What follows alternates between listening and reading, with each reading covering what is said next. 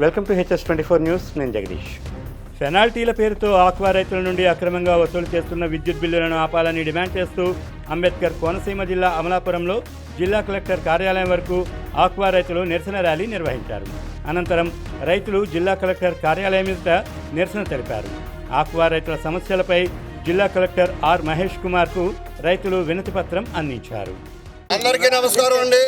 ఈ రోజున ఆక్వా రైతుల కోసం ఈ ప్రభుత్వం ఎంత సేవ చేద్దామని ముందుకు వచ్చినా, ఎంత రాయితీ కల్పిద్దామని ముందుకు వచ్చినా మధ్యలో సైంధవుల్లాగా ఈ విద్యుత్ వాళ్ళు ఉండి వాళ్ళ ఆదాయాన్ని చూపించలేక రైతుల దగ్గర నుంచి అక్రమంగా వసూలు చేసి అదే ఆదాయం చూపిస్తున్నారు.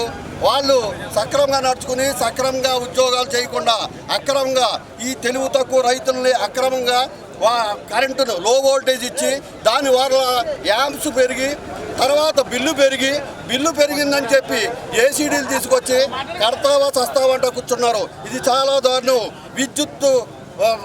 విద్యుత్ వర్గాలు చాలా దారుణంగా ప్రవర్తిస్తూ రైతులు నడిపిస్తారు. నాసి రకమైన విద్యుత్ సప్లై చేస్తూ మోటార్లు కాలిపోవడానికి లో వోల్టేజ్ వస్తాయి. మనం పెట్టుకున్న విద్యుత్ అంతా సక్రంగా వాడుకోకుండా సగం విద్యుత్ వాడుకున్నా కానీ మనం పెట్టుకున్న దానికంటే ఎక్కువ వాడుకున్నట్టు చూపించు దాన్ని ఏసీడీ రూపంలో వసూలు చేస్తారు. ఇవి రైతులకు చాలామంది తెలియదు. ఈ మధ్య డిపార్ట్మెంట్ గారిని కూడా అడిగాము. 440 ఓట్స్ ఇవ్వాల్సిన రైతుకి 380, 390 ఇస్తున్నారు. ఇది ఫీల్డ్లో రుజువైంది. అంటే 380, 390 ఓట్స్ ఇచ్చారంటే యాంప్స్ పెరిగిపోద్ది అంటే మనం 10 HP వాడుకున్నప్పుడు అది 20 HP వాడుకున్నట్టు చూపిస్తుంది. అంటే ఆ 10 యాంప్స్ వాళ్ళ వల్ల యాంప్స్ పెరిగిపోతే అది మనం ఎక్కువ విద్యుత్ వాడుకుంటున్నామని ఏసీడీ రూపంలో లక్షల బిల్లు తీసుకొస్తారు. ఈవేళ ట్రాన్స్ఫార్మర్లు కట్టమంటున్నారు. కానీ యాక్చువల్గా 60 HP మనం పెట్టుకుని వాడుకున్నప్పుడు అది 120 చూపిస్తుంది. ఇది చాలా దుర్మార్గం. ఎందుకంటే కాయగూరలు అమ్మేవాడిని మనం పట్టుకోవచ్చు, లేదా చేపలు అమ్మేవాడిని తూకం దగ్గర మనం పట్టుకోవచ్చు. కానీ ఈ విద్యుత్ వాళ్ళని ఈ దోపిడీని ఏ రకంగా పట్టుకోవాలన్నది మన రైతులు నాలెడ్జ్ లేక రైతులు సర్వనాశనం అయిపోతారు. వెంటనే గవర్నమెంట్ వారు కల్పించుకొని ఈ రైతులను ఆదుకోవాల్సిందిగా కోరుతున్నారు. మంత్రి నారా చంద్రబాబు నాయుడు గారికి, ఉప ముఖ్యమంత్రి పవన్ కళ్యాణ్ గారికి, మా శాఖ మార్చులైన అచ్చెన్నాయుడు గారికి కోనసీమ ఆక్వా రైతుల తరపున విన్నవించుకునేది ఏంటంటే, ప్రస్తుతం ఆక్వా పరిశ్రమ ఇంటి లీటర్ మీద ఉంది అని ఇది అతిశయోక్తి కాదు. కానీ కేంద్ర ప్రభుత్వం హరిత విప్లవం అని చెప్పేసి ఒక అడిగి ఎదరికేసి విదేశీ మార్గద్రవ్యాన్ని పెంచే ఉద్దేశంతో కస్టమ్స్ అనేటువంటి ప్రతి డ్యూటీని కూడా ఎక్స్పోర్ట్ చేసుకుంటే ఇంపోర్ట్ డ్యూటీని ప్రతిదీ కూడా ఈ ముడిసరికి మీద తగ్గించినప్పటికీ కూడా ఈ ఫీడ్ కంపెనీ వాళ్ళు ఏ విధంగా కూడా రూపాయి కూడా తగ్గించలేదు. అలాగే ఇది వరకు గత ప్రభుత్వం ఉన్నప్పుడు సోయా 87 రూపాయలు అయ్యిందని చెప్పేసి సోయా బేస్లో 15 రూపాయలు పెంచడం జరిగింది.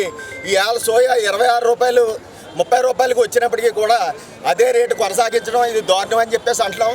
కనీసం ఇప్పటికైనా సరే ఫీడ్ కంపెనీల మీద ఏపీ సెడా అని ఒక వ్యవస్థను తీసుకొచ్చారు కాబట్టి స్టేట్ గవర్నమెంట్ వాళ్ళు కనీసం వాళ్ళ అజమాయిషీలో పెట్టాలని చెప్పి రైతులకి నాణ్యమైన ఫీడ్ ఇప్పించాలని చెప్పి కోరుతున్నాం. తర్వాత ఏంటంటే సీడ్ కంపెనీలు నాణ్యమైన సీడ్ కావాలని మాత్రం కోరుతున్నాం. నాణ్యమైన సీడ్ ఇవ్వకపోవడం వల్ల ఏదైతే రైతుకి ఆర్జనో అదే సీడ్ క్వాలిటీ లేకపోవడం వల్ల రైతు నానా కష్టాలు పడుతున్నాడు. నాణ్యమైన సీడ్ ఇప్పించమని మాత్రం కోరుతున్నాం.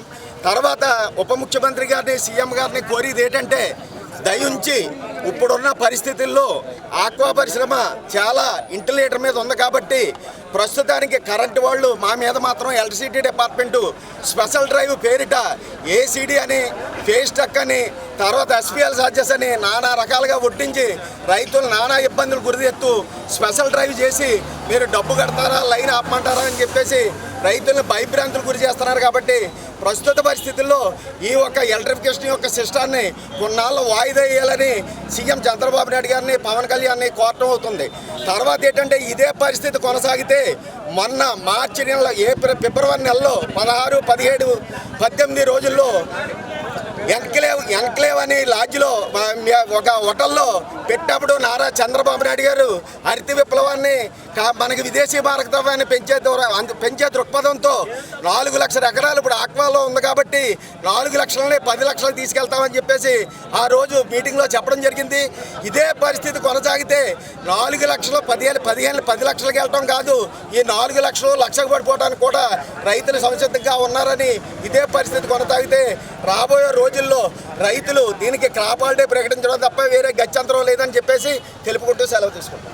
ఈ ఆక్వా రైతుల సమస్యల పరిష్కారం కోసం ఈ రైతులంతా కూడా రోడ్డు ఎక్కవలసి వచ్చిందంటే ఇప్పుడు కరెంటు సమస్య గురించి సత్యనారాయణ గారు చెప్పారు. అలాగే ఈరోజు ఫీడ్ సమస్య ఉంది. ఫీడ్ ఇది వరకు 20% పెరిగితే వాళ్ళు ఇమీడియట్లీ 20% మేత రేటు పెంచడం జరిగింది. ఈవేళ ఫీడ్లో కలిపే రా మెటీరియల్ అంతా కూడా 40% తగ్గినా సరే వాళ్ళు రేటు తగ్గించడానికి ఎదురు రావట్లేదు. కానీ రెయ్యి రేటు వచ్చినప్పటికీ ఏ కౌంట్ ఈ రోజు పట్టుబడికి వస్తుందో చూసి వాళ్ళంతా అసోసియేషన్ అయ్యి వెంటనే రెయ్యి రేట్ అయితే తగ్గించడం జరుగుతుంది. కానీ ఈవేళ వాళ్ళే ఎక్స్పోర్టర్ వాడే ఫీడ్ కంపెనీ వాళ్ళే. అదే రకంగా ఈవేళ ఫీడ్ రేట్ తగ్గిందంటే ఇమీడియట్లీ ఈవేళ ఫీడ్ తగ్గించాలని అడిగితే అలాగే మా భూషణ్ గారు మన విజయవాడలో అడిగితే ఈవేళ తగ్గింది రేపు పెరిగితే ఏంటని ఫీడ్ రేట్ మటుకు తగ్గించట్లేదు. అది ఎంత దుర్మార్గంగా ఉందంటే ఈవేళ ఫీడ్ రేట్ వచ్చి కేజీ వచ్చి 110-120 రూపాయలకి కొనుక్కునే పరిస్థితి వచ్చింది. కానీ ఈవేళ ఫీడ్ రా మెటీరియల్ చూస్తే 50-60 రూపాయలకి వాళ్ళు సప్లై చేయొచ్చు. కనీసం పోయినది మాకు ఒక 70-75 రూపాయలకి ఫీడ్ ఇస్తే వాళ్ళు మా రైతులందరూ కూడా ఉత్సాహంగా ఎదురుకెళ్ళడానికి జరుగుతుంది. ఈవేళ నిజంగా కూడా పబ్లిక్ అంతా అనుకుంటారు ఈవేళ మీరు ధర్నా చేసుకుంటూ ఎదురుకొచ్చాం, మీ కోరల్లోని తెల్ల సట్లు వేసుకొచ్చామని అనుకుంటారు. కానీ మా వెనకాలంలో బొక్కలు ఎవరికీ తెలియవు. ఎందుకంటే రైతు వల్ల ఒక కార్మికుడే కాకుండా ఈవేళ ప్రతి బ్యాంకు కూడా ఈవేళ ఆక్వా రైతు కట్టి వడ్డీతోటే బ్యాంక్ ఎంప్లాయీస్ బతుకుతున్నారు. అది ఎవరికీ తెలియదు. మాకు ఈవేళ ఎందుకంటే తెల్లారు లేగితే అన్ని కష్టాలు రైతుకుండి ఈవేళ బయటికి తెల్ల చొక్కా వేసుకుని వేసుకుని రాకపోతే మాకు అప్పు పుట్టదని ఈవేళ రైతు బయటకు అలాగా కనపడుతున్నాడు తప్పించి ఈవేళ రైతు నిజంగా కూడా బయట పడితే బతికే పరిస్థితి రైతుకు లేదు. ఈ రైతుని ఈవేళ గవర్నమెంట్ ఎంతైనా ఆదుకుందామని ఈవేళ గౌరవ ముఖ్యమంత్రి గారు కానీ ఇవాళ అలాగే పవన్ కళ్యాణ్ గారు కానీ వాళ్ళు అనుకున్నా సరే ఈ కింద వర్గం కానీ ఎవరు కూడా మా సమస్యలు తీర్చే పరిస్థితి కనపట్లేదు. కాబట్టి ఈవేళ ఈ స్పందన బట్టి ఈ రైతుల్ని ఆదుకోవాలని కోరుకుంటూ చెబుతున్నాను సార్.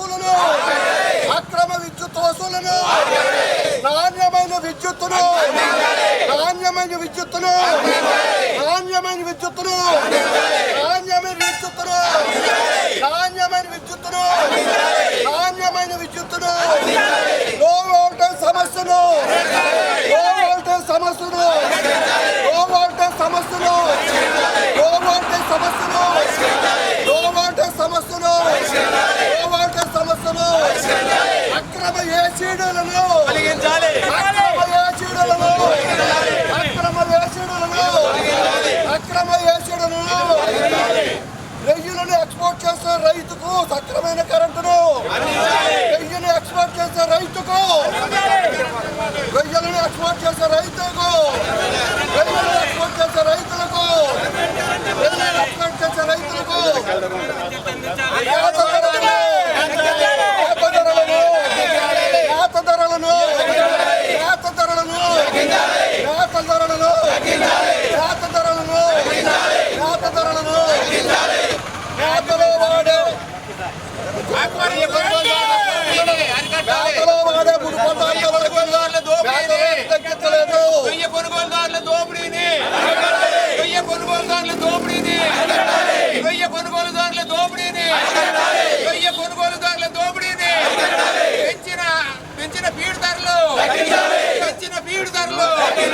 కేంద్ర ప్రభుత్వం కల్పించిన పార్టీలు వేరైనా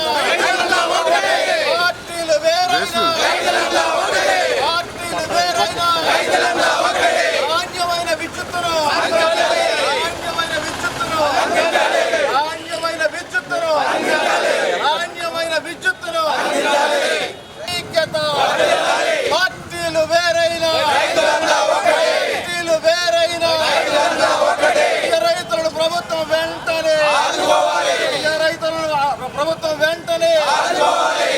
పండించే రైతులను ప్రభుత్వం వెంటనే రైతుల యొక్క సమస్యలను రొయ్యల రైతుల